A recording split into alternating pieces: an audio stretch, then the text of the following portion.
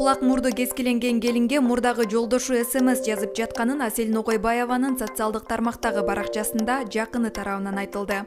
Жакыны УКМКга Ички иштер министрлигине жана башкы прокуратурага кайрылып, мурдагы жолдошунда телефон бар экенин, ачык эле жазып жатканын, анын коомго коркунуч жарата турган адам экенин айтып, аны өмүр бою эркинен ажыратууну суранды. Изверг Азамат Эстебесов, который изувечил мою сестру, сидит в тепле, в камере.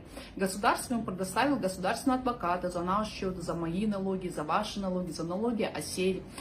Он сыт, его кормят, ему даже предоставляет телефон. Он, сидя в тюрьме, пишет Асель сообщение, вот можете посмотреть, он тут пишет, что он не может жить без нее, что только смерть разлучит нас, и что не дай бог, если ты с кем-нибудь будешь встречаться, то я найду тебя. Он пишет, что срок не вечный, что он все равно ее найдет, что он все равно будет вместе с ней, что она является его женой. Он также